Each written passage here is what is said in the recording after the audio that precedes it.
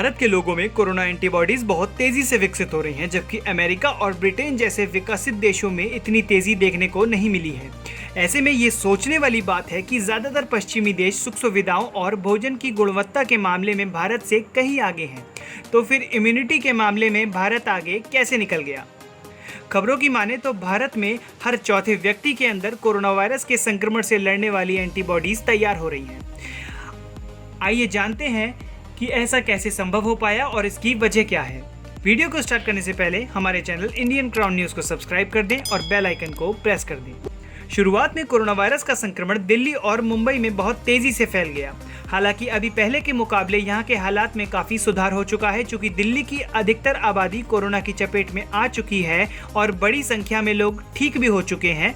ऐसे में यह माना जा रहा है कि उसमें कोरोना एंटीबॉडीज विकसित हो गई हैं। दिल्ली में हुए सीरो सर्वे के नतीजों में भी कुछ ऐसा ही देखने को मिला है। पहले सीरो सर्वे के मुताबिक टेस्ट हुए लोगों में 23% सीरो पॉजिटिव थे। दूसरे सर्वे के नतीजे इसी हफ्ते आने की उम्मीद है। हालांकि ऐसा नहीं है कि ये सिर्फ भारत के लोगों में ही देखने को मिल रहा है, बल्कि अन्य देशों में भी ऐसा हो रहा है, लेकिन इससे संबंधित जांच नहीं की गई है। स्वास्थ्य विशेषज्ञों की माने तो विकसित देशों की तुलना में भारत जैसे विकासशील देशों के लोगों में एंटीबॉडीज तेजी से विकसित हो रही हैं।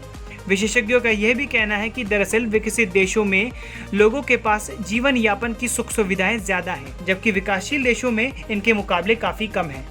इसी वजह से विकासशील देशों में लोगों का सामना अलग अलग तरीके के वायरस से होता रहता है।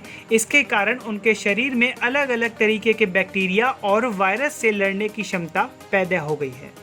फ्लू और इन्फ्लुएंजा को ही मान लीजिए, ये दोनों ही ऐसी बीमारियां हैं जिनके एंटीबॉडीज़ भारतीय लोगों के अंदर पहले से ही मौजूद हैं, क्योंकि उनका सामना अक्सर ही इस बीमारी से होता रहता है। इसके लक्षण कुछ कोरोना से मिलते जुलते ही हैं। अब चूंकि भारत के लोगों का शरीर पहले से ही इम्यून है, इस वजह से वो कोरोना के सामान्य लक्षणों से जल्दी उभर जा रहे हैं। इसके अलावा थोड़ी बहुत इम्यूनिटी की पूर्ति दवाओं से भी हो जाती है। यही वजह है कि भारत में बाकी देशों की अपेक्षा रिकवरी रेट अच्छा है। और ऐसे ही वीडियोस के लिए जुड़े रहें हमारे साथ इंडियन क्राउन न्यूज़ पे।